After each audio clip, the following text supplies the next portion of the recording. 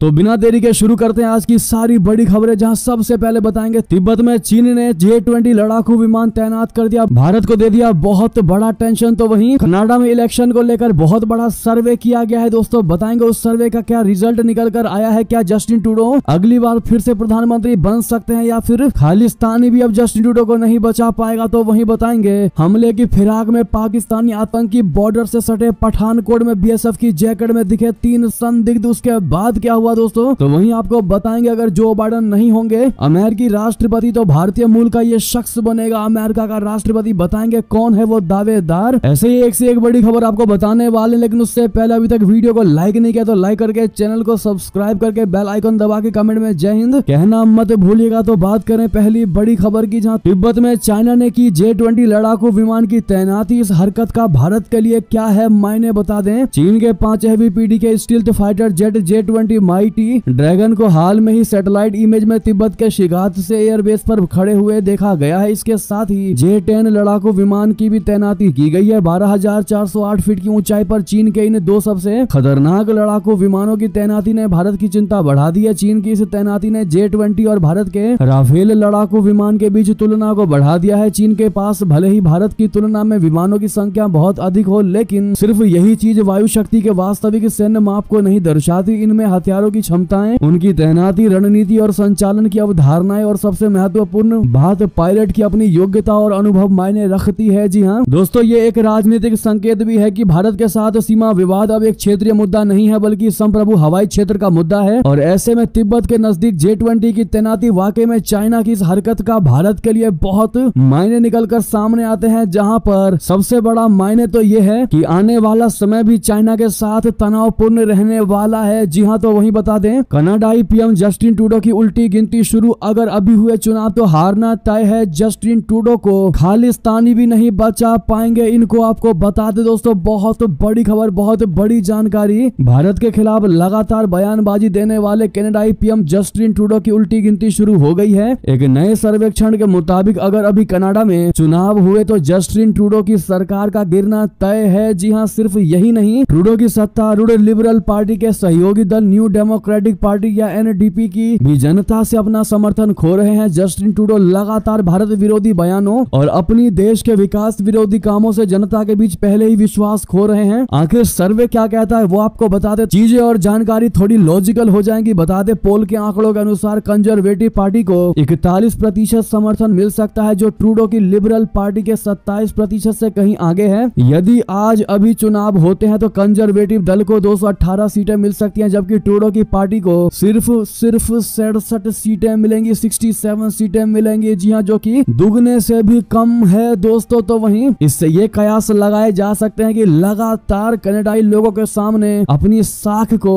खो रहे हैं, विश्वास को खो रहे हैं जस्टिन ट्रूडो। अब ऐसे में कनाडाई खालिस्तानी भी जस्टिन ट्रूडो को नहीं बचा पाएंगे। जी हाँ दोस्तों, इस पर आपकी निजी राय तो बनती है। अगर आप भी मानते हैं कि कर्मा किसी का पीछा नहीं छोड़ती, आज नहीं तो कल उसको भुगतना ही पड़ता है, तो अपनी राय अवश्य दीजिएगा दोस्तों। तो वहीं जस्टिन ट्रूडो को लेकर आपकी क्या राय होने वाली है बताना बिल्कुल मत भूलिएगा। अब देखते हैं कैसे खालिस्तानी जस्टिन ट्रूडो को प्रधानमंत्री ना बनने से रोक पाते हैं। तो वही बड़ी खबर बता दें, जम्मू कश्मीर से खबर, हमले की फिराक में पाकिस्तानी आतंकी बॉर्डर से सटे पठानकोट में BSF की जैकेट में दिखे 3 संदिग्ध। जी हाँ, पाकिस्तान के आतंकी संगठन जम्मू कश्मीर में सैन्य प्रतिष्ठान, केंद्रीय सुरक्षा बल के कैंप और उनके वाहनों पर किसी बड़े हमले की प्लानिंग कर रहे हैं। इंटेलिजेंस रिपोर्ट में यह खुलासा हुआ है। भारत पाकिस्तान के बीच स्थित अंतर्राष्ट्रीय सीमा IB से महज 26 किलोमीटर दूर पठानकोट जिले में BSF की जैकेट पहने 3 संदिग्ध नजर आए हैं। सूत्रों का कहना है कि ये संदिग्ध पड़ोसी मुल्क से घुसपैठ के जरिए भारतीय सीमा में घुसे हैं। इन तीनों संदिग्धों ने पठानकोट के नागलभूर में सड़क किनारे स्थित एक दुकान पर जूस पिया था। 3 गिलास जूस पीने के बाद उन्होंने दुकानदार को 100 रुपए का नोट दिया। दुकानदार ने उन्हें 40 रुपए वापस कर दिए। इसके बाद तीनों आतंकी कहीं पर चले गए। खुफिया अलर्ट के बाद वहां पर सुरक्षा बल पहुंचे, लेकिन तीनों संदिग्धों का कहीं भी सुराग नहीं लग सका। इसके बाद जम्मू कश्मीर और पंजाब में अलर्ट जारी कर दिया गया है दोस्तों। ऐसे में लगातार छानबीन चल रही है। तो वहीं आपको बता दें, अगर जो बाइडेन नहीं तो कोई भारतीय मूल का शख्स बनेगा अमेरिका का राष्ट्रपति। आखिर कौन है वो दावेदार, आपको बता दें। जो बाइडेन की तुलना में कमाला हैरिस के राष्ट्रपति पद का चुनाव जीतने की अधिक संभावना। जी हाँ, सर्वे में बड़ा खुलासा हुआ है दोस्तों। आपको जानकारी होगा, हम शुरू से ही बिना प्रूफ के कोई खबर खबर नहीं बनाते, ऐसे में सर्वे में ये बड़ी जानकारी निकलकर सामने आई है। अगर जो बाइडन चुनाव नहीं लड़ते हैं या चुनाव किसी वजह से उनको हटना पड़ता है तो कमाला हैरिस राष्ट्रपति पद का चुनाव जीत सकती हैं। आपको बता दें, भारतीय अफ्रीकी मूल की अमेरिकी उपराष्ट्रपति कमाला हैरिस यदि राष्ट्रपति पद के चुनाव में खड़ी होती है तो राष्ट्रपति जो बाइडन की तुलना में उनके जीतने की संभावना अधिक है। CNN के एक हालिया सर्वेक्षण में यह कहा गया है कि बाइडन की देश के अगले राष्ट्रपति के रूप में स्वीकृति की रेटिंग पिछले सप्ताह अटलांटा में पूर्व राष्ट्रपति डोनाल्ड ट्रंप साथ हुई बहस में उनके निराशाजनक प्रदर्शन के बाद गिर गई है। जी हां, राष्ट्रपति पद के चुनाव से पहले जो बाइडन और ट्रंप के बीच हुई पहली बहस के बाद से सत्तारूढ़ डेमोक्रेटिक पार्टी में ये मांग उठ रही है कि बाइडन को पीछे हट जाना चाहिए और 5 नवंबर को होने वाले राष्ट्रपति पद के चुनाव के लिए पार्टी की ओर से किसी अन्य उम्मीदवार को मौका देना चाहिए। जी हां, आंकड़ों की बात करें तो CNN के सर्वेक्षण के अनुसार ट्रंप लोकप्रियता के मामले में बाइडन से 6 अंक आगे हैं। सर्वेक्षण में हैरिस ट्रंप के बीच काल्पनिक मुकाबले को लेकर भी सर्वेक्षण कराया गया, जिसके अनुसार 47% पंजीकृत मतदाता ट्रंप का समर्थन करते हैं जबकि 45% हैरिस कमाला हैरिस के समर्थक है। यानी उनके आमने सामने होने की स्थिति में मुकाबला टक्कर का होता नजर आने वाला है। जी हाँ दोस्तों, ऐसे में कौन कौन मानता है कि वाकई में कमाला हैरिस को राष्ट्रपति चुनाव के लिए खड़ा होना चाहिए, तब देखना होगा कि इस टक्कर के मुकाबले में कौन सी पार्टी जीती है, कौन होता है राष्ट्रपति। वैसे दोस्तों, डोनाल्ड ट्रंप और कमाला हैरिस के बीच बात करें तो आप लोग किसको राष्ट्रपति होते हुए बनते हुए देखना चाहेंगे, कमेंट में बताना मत भूलिएगा दोस्तों। और सामने लाइक का बटन है, जिन्होंने अभी तक नहीं लाइक का बटन दबाया है प्लीज दबा दीजिए। अगली खबर की बात करें, जहां चुनाव जीतने के बाद पहली बार जेल से बाहर आएगा खालिस्तानी समर्थक अमृतपाल सिंह, मिल गई है पैरोल। जी हां, असम की डिब्रूगढ़ जेल में बंद खालिस्तान समर्थक अमृतपाल सिंह को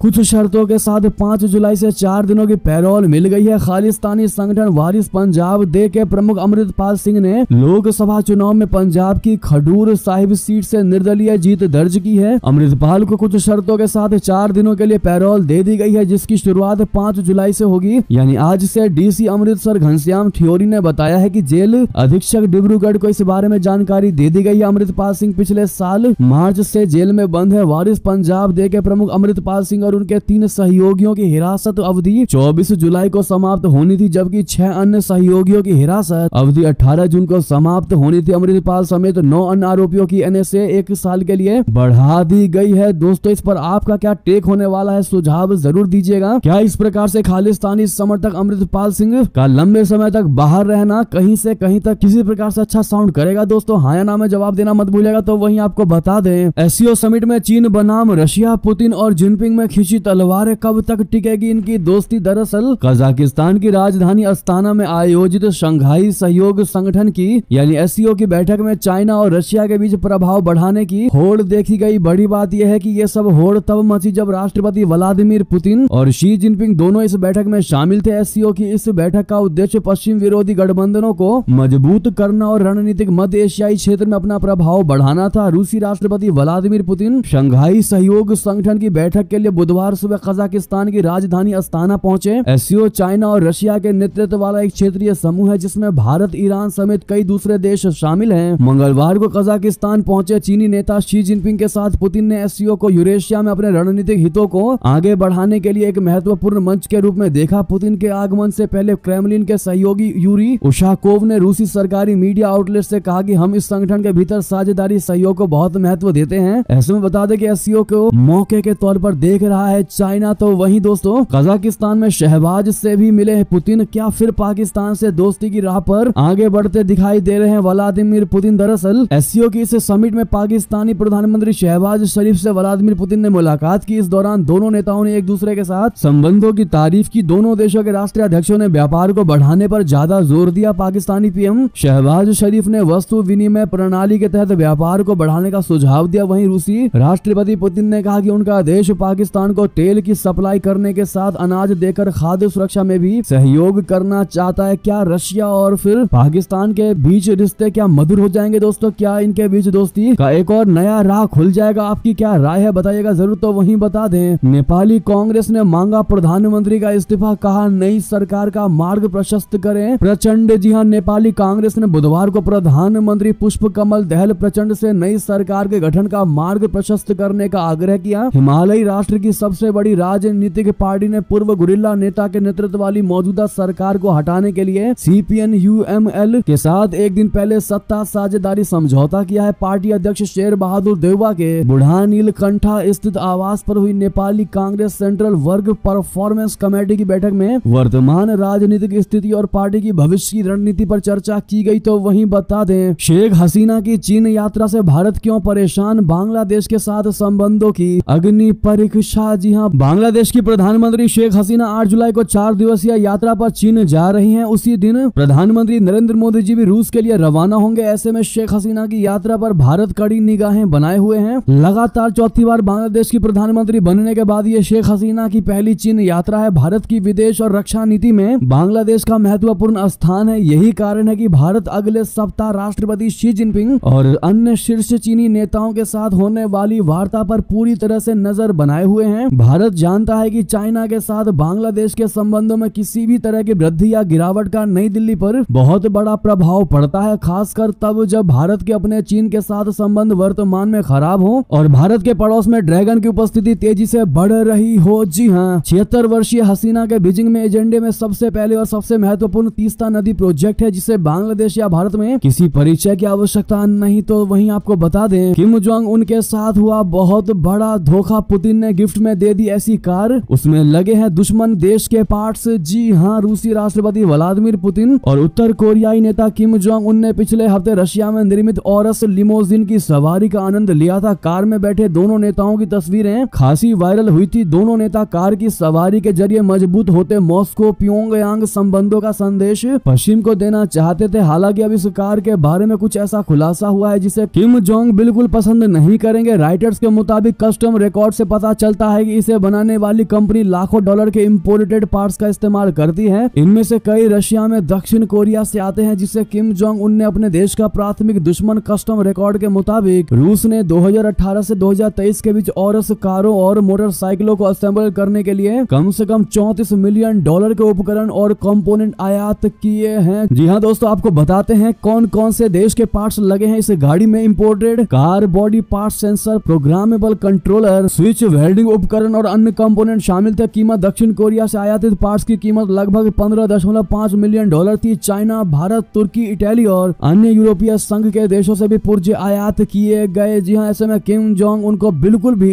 ये बर्दाश्त नहीं होने वाला कि उनको कोई भी चीजें गिफ्ट मिली और उसमें अलग अलग देशों से, दुश्मन देशों से पार्ट्स इंपोर्ट करके लगाए गए हो। तो वहीं अब क्या होने वाला है किम जोंग का रिएक्शन, वो देखने वाली बात होगी। साथ ही साथ आपको बता दें, ब्रिटेन से बड़ी खबर, थिंक टैंक का बड़ा दावा, ब्रिटेन के आम चुनाव में इस बार बजेगा भारतवंशी उम्मीदवारों का डंका। जी हाँ, ब्रिटेन चुनाव में भारतीयों का बोलबाला इस बार रिकॉर्ड तोड़ बन सकते हैं। भारतीय सांसद दांव पर सुनक की प्रतिष्ठा। बता दें, यूनाइटेड किंगडम यानी यूके में 4 जुलाई यानी आज आम चुनाव है। कंजर्वेटिव पार्टी के नेता और पीएम ऋषि सुनक की प्रतिष्ठा दांव पर लगी है। वो अपनी जीत के दावे जरूर कर रहे हैं, लेकिन मौजूदा हालात विपक्षी दल लेबर पार्टी की तरफ ज्यादा बेहतर दिखाई दे रहे हैं। संभावित राजनीतिक बदलाव के बीच चौंकाने वाली खबर यह है कि इस बार ब्रिटेन में चुनाव परिणाम इतिहास रच सकते हैं। भारतीय मूल के सांसदों की संख्या इस बार सबसे ज्यादा हो सकती है। रिपोर्ट के अनुसार यूके में इस बार 100 से अधिक भारतीय मूल के उम्मीदवारों ने चुनाव में ताल ठोकी है। जी हाँ, निवर्तमान ब्रिटिश सांसद में 65 अश्वेत सांसदों में 15 भारतीय मूल के सांसद है, जिसमें लेबर पार्टी के 8 और कंजर्वेटिव पार्टी से 7 सांसद शामिल हैं। 15 भारतीय सांसदों की संख्या ब्रिटिश राजनीतिक इतिहास में काफी ज्यादा जरूर है, लेकिन इस बार के रिकॉर्ड भी टूट सकता है। इस बार 100 से अधिक भारतीय मूल के उम्मीदवार चुनाव लड़ रहे हैं। वाकई में दोस्तों, हर भारतीय के लिए यह खुशखबरी की खबर है। पूरी दुनिया पर भारतीय लोग परचम लहराते नजर आ रहे हैं। तो वहीं बता दें, सुनीता विलियम्स अंतरिक्ष में फंसी तभी आ गई। नासा के स्पेस सूट में खराबी कभी भी बन सकता है टाइम बम। जी हां, खतरे में एस्ट्रोनॉट। बड़ी खबर दोस्तों, नासा की अंतरिक्ष यात्री सुनीता विलियम्स अपनी साथी बैरी विल्मोर के साथ सुदूर आकाश में इंटरनेशनल स्पेस स्टेशन में फंसी हुई हैं। 1 सप्ताह के मिशन पर गई विलियम्स को 5 जुलाई को 1 महीने हो जाएंगे, लेकिन अभी तक उनकी वापसी के बारे में कुछ भी कहा नहीं जा सकता। सुनीता विलियम्स और विल्मोर जिस Boeing star liner space craft से अंतरिक्ष में गए थे, उसमें खराबी का पता चलने के बाद उनकी वापसी को रोक दिया गया है। अभी इंजीनियर स्पेस क्राफ्ट में गड़बड़ी को ठीक करने की कोशिश कर रहे हैं। इस बीच अंतरिक्ष यात्रियों को दिए जाने वाले अंतरिक्ष यात्रियों के सूट में बड़ी कमी का पता चला है। इस समस्या के चलते अंतरिक्ष यात्री अपने स्पेस सूट में डूब सकते हैं और ब्रह्मांड के विशाल शून्य में तैर सकते हैं। जी हाँ, डेली स्टार की रिपोर्ट के अनुसार नासा के स्पेस सूट 1980 के दशक के पुराने गियर पर निर्भर है, जिसके चलते पहले ही कई बार खतरे की घंटी बज चुकी है। ऐसे में दोस्तों, सुनीता विलियम्स के लिए आप लोग हमेशा की तरह दुआएं जरूर मांगिएगा ताकि वो सही सलामत धरती पर आ सके। तो वहीं बता दें, प्रधानमंत्री मोदी की रूस यात्रा पुतिन की बड़ी जीत, वेस्ट के लिए तगड़ा वाला झटका। दरअसल प्रधानमंत्री नरेंद्र मोदी जी अगले सप्ताह रशिया की यात्रा के लिए जा रहे हैं। अंतर्राष्ट्रीय राजनीति के लिहाज से ये यात्रा बेहद अहम मानी जा रही है। 2022 में यूक्रेन पर क्रेमलिन के हमले के बाद से ये प्रधानमंत्री मोदी जी की पहली यात्रा होगी। ये यात्रा ऐसे समय में हो रही है जब बीजिंग और मॉस्को के रिश्ते खासे मजबूत होते दिखाई दे रहे हैं। प्रधानमंत्री मोदी जी का ये दौरा पुतिन को पश्चिमी देशों द्वारा उन्हें अलग थलग करने की कोशिशों का मुकाबला करने में मदद करेगा। ये पुतिन के अपने नए कार्यकाल की पहली विदेश यात्रा के 2 महीने बाद हो रहा है। उस यात्रा से बीजिंग पर मॉस्को की बढ़ती निर्भरता जाहिर हुई थी, जिस पर भारत ने सतर्कता से नजर रखी है। तो वहीं बता दें, इंडोनेशिया में शराब पीने की तालिबानी वाली सजा, शरिया कानून तोड़ने पर सरेआम बैंत से हुई पिटाई। जी हां, दुनिया की सबसे बड़ी मुस्लिम आबादी वाले देश इंडोनेशिया में शराब पीने पर 4 लोगों को कठोर शरिया कानून के तहत सजा दी गई है। इन चारों नागरिकों को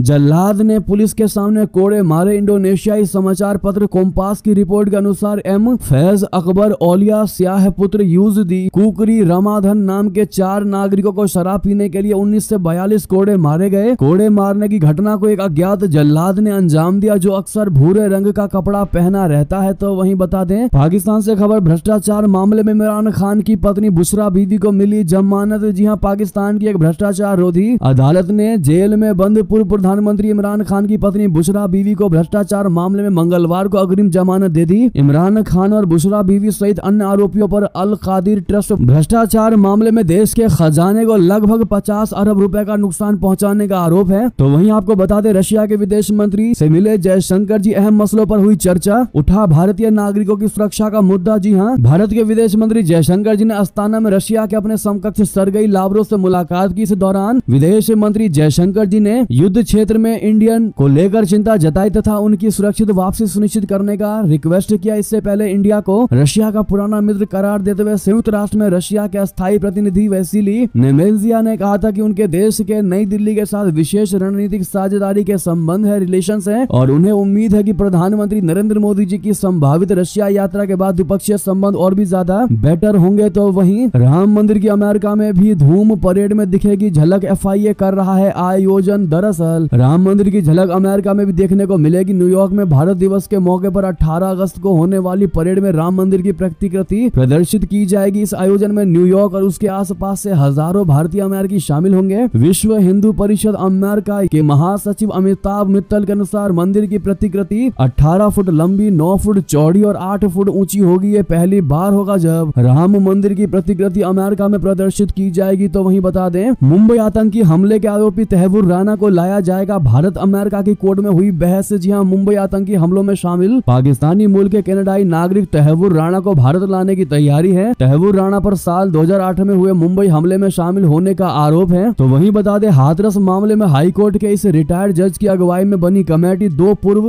IAS भी शामिल। जी हां, उत्तर प्रदेश स्थित हाथरस में सत्संग के समापन के दौरान मची भगदड़ पर राज्यपाल आनंदीबेन पटेल की ओर से जांच कमेटी गठित कर दी गई है। इसमें हाई कोर्ट के एक रिटायर्ड जज और 2 पूर्व IAS शामिल है। उत्तर प्रदेश के राज्यपाल ने विषय वस्तु की व्यापकता और जांच में पारदर्शिता सुनिश्चित करने के लिए इलाहाबाद उच्च न्यायालय के न्यायमूर्ति ब्रजेश कुमार श्रीवास्तव की अध्यक्षता में 3 सदस्यीय न्यायिक जांच आयोग का गठन किया गया है। आयोग 2 जुलाई को हुई घटना की जांच करेगा और जांच के बाद राज्य सरकार को एक रिपोर्ट सौंपेगा। तो वहीं आपको बता दें, हाथरस में इस घटना के बाद जो लोग मारे गए उनके पोस्टमार्टम रिपोर्ट ने पूरे राज खोलकर रख दिए। हाथरस भगदड़ में सीने में चोट, किसी के दम घुटने के कारण मौत, तो किसी के मुंह में मिट्टी जाने की वजह से मौत हुई है। बता दें, हाथरस जिले के फुलराई गांव में GT रोड के पास भोले बाबा के नाम से मशहूर सूरजपाल उर्फ बाबा भोले के आयोजित सत्संग के दौरान मची भगदड़ में 121 लोगों की मौत के बाद आगरा के SN मेडिकल कॉलेज एवं अस्पताल में 21 शव लेकर आए गए थे। आगरा के सरकारी अस्पताल में किए गए पोस्टमार्टम से पता चला कि 2 जुलाई को हाथरस भगदड़ के पीड़ितों में सीने की चोटों, दम घुटने और पसलियों की चोटों के कारण वक्ष गुहा में खून जमना मौत का कारण था। उन्होंने बताया कि ज्यादातर लोगों की मौत वक्ष गुहा में खून जमा होने, दम घुटने और पसलियों में चोट लगने के कारण हुई है। दोस्तों, ज्यादातर की मौत सीने में खून जमने की वजह से हुई है क्योंकि उनके ऊपर लोग लाद चढ़कर भग रहे होंगे, भगदड़ मची होगी। ऐसे में दोस्तों, इसका सबसे बड़ा जिम्मेदार आप किसको मानते हैं बताना मत भूलिएगा कमेंट में। तो वहीं बता दें, अचानक राहुल गांधी के आवास के बाहर दिल्ली पुलिस ने बढ़ाई सुरक्षा। क्या है मामला? दरअसल दक्षिणपंथी संगठनों की ओर से अशांति फैलाए जाने संबंधित खुफिया सूचना मिलने मिलने के बाद दिल्ली पुलिस ने कांग्रेस नेता राहुल गांधी के आवास के बाहर सुरक्षा बढ़ा दी है। सूत्रों ने बुधवार को यह जानकारी दी। उन्होंने बताया कि स्थानीय पुलिस कर्मियों के साथ अर्धसैनिक बलों की एक प्लाटून को भी गांधी के आवास के निकट तैनात किया गया है। भारतीय जनता पार्टी यानी बीजेपी के खिलाफ राहुल गांधी की टिप्पणी को लेकर सोमवार को लोकसभा में हंगामा हुआ था। तो वहीं बता दें, सदन में प्रधानमंत्री नरेंद्र मोदी जी का बयान, कहा कांग्रेस ने मणिपुर में 10 बार राष्ट्रपति शासन लगाया था, अब इस मुद्दे पर आग में घी डालना बंद करे। जी हां, प्रधानमंत्री नरेंद्र मोदी जी ने बुधवार को कहा कि केंद्र सरकार पूर्वोत्तर राज्य मणिपुर में स्थिति को सामान्य बनाने के लिए प्रयास कर रही है, जहां पिछले साल से जातीय हिंसा जारी है। प्रधानमंत्री राज्यसभा में राष्ट्रपति के अभिभाषण पर धन्यवाद प्रस्ताव पर बहस का जवाब दे रहे थे। मोदी जी ने कहा कि सरकार मणिपुर में स्थिति सामान्य करने के लिए लगातार प्रयास कर रही है। 11,000 से अधिक